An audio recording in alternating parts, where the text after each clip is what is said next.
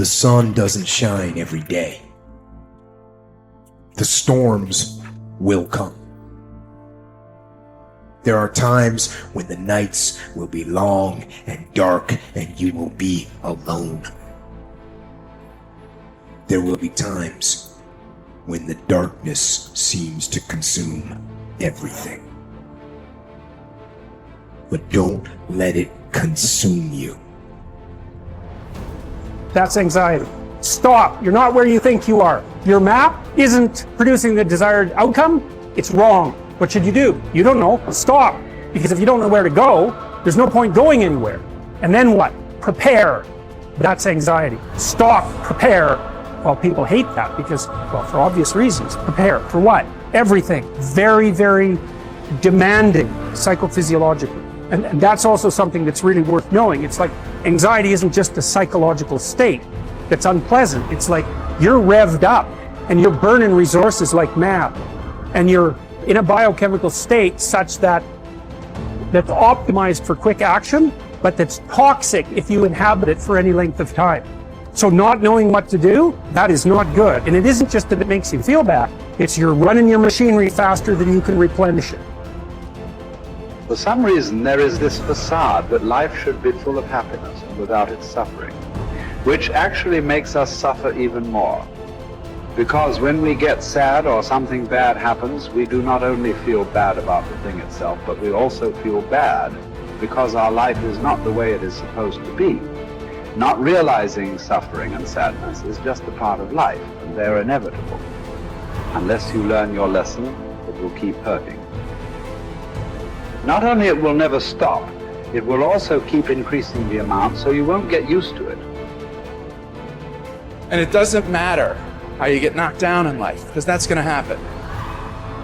All that matters is that you got to get up. You have to get up. Whatever experience you're having right now, it has not come to stay. It has come to pass. Sometimes you have to just back up and go within yourself and pray and meditate and recharge your batteries. Go away, clear your head, and then come back and look at it from a different vantage point. Don't operate while you are under the spell or the effect of what's going on. Don't allow your emotions to control you. We are emotional, but you want to begin to discipline your emotion. If you don't discipline and contain your emotions, they will use you.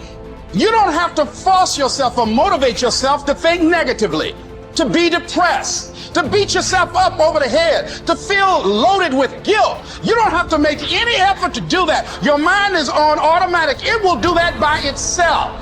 But if you want to begin to move into your own personal greatness, you've got to be willing to go against the tide. You've got to be willing to harness your will and say, in spite of this, I'm in control here. I'm not going to let this get me down. I'm not going to let this destroy me. I'm coming back. The same situation can either be perceived as a lead ball chained to your feet or as wings growing out of your shoulder blades. How you interpret the challenge is crucial to your success of overcoming it. Ultimately, it's never the challenges that matter, but how you perceive them. If you work at that which is before you, following right reason seriously, vigorously, calmly, without allowing anything else to distract you, but keeping your divine part pure, as if you should be bound to give it back immediately. If you hold to this, expecting nothing, fearing nothing, but satisfied with your present activity according to nature, and with heroic truth in every word and sound which you utter, you will live happy. And there is no one who is able to prevent this.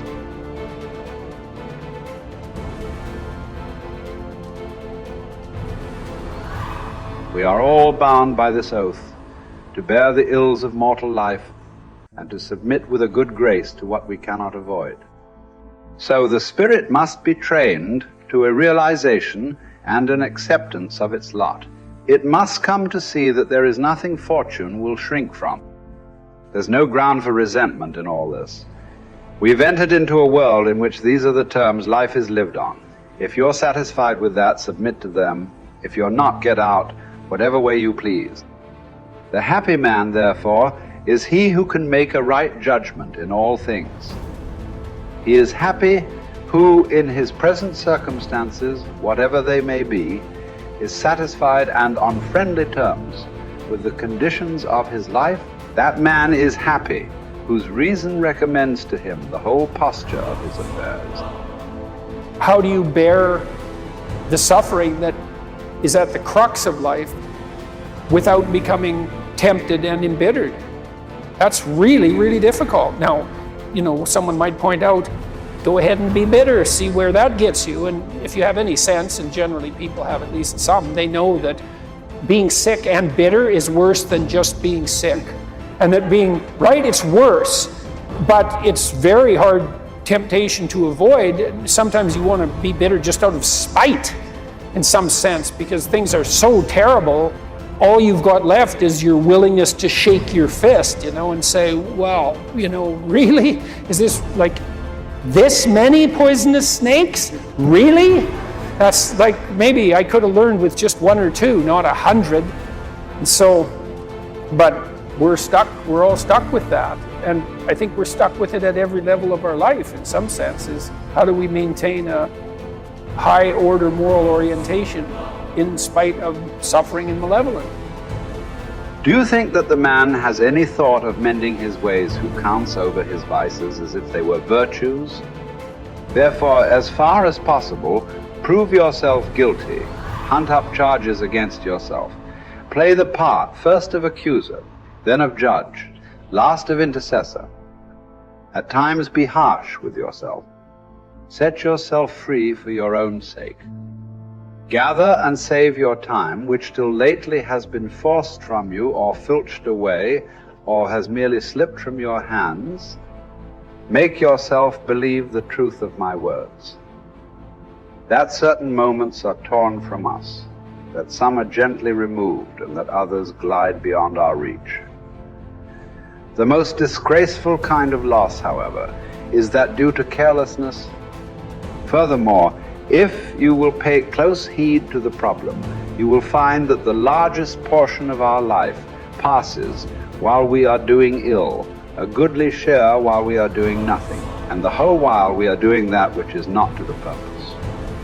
What man can you show me who places any value on his time, who reckons the worth of each day, who understands that he is dying daily? For we are mistaken when we look forward to death.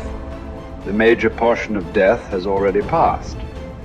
Whatever years be behind us are in death's hands. We should not manifest surprise at any sort of condition into which we are born, and which should be lamented by no one, simply because it is equally ordained for all. Yes, I say equally ordained, for a man might have experienced even that which he has escaped. And an equal law consists not of that which all have experienced, but of that which is laid down for all. Be sure to prescribe for your mind this sense of equity. We should pay without complaint the tax of our mortality. If you're looking for certainty, the reality of suffering is certain. I mean, what do you accept as evidence above all else? That's a good question. That's a hard question. But I would say pain is up there. It's very difficult not to believe in the reality of your own pain. It's somewhat easier not to believe in the reality of other people's pain. That's not so easy either, but it's your pain seems to be undeniably real. And so it does beg a question, which is, if pain is undeniably real, is that which overcomes pain even more real? And I think that's, in some sense, that's the idea that lurks behind the idea of the resurrection.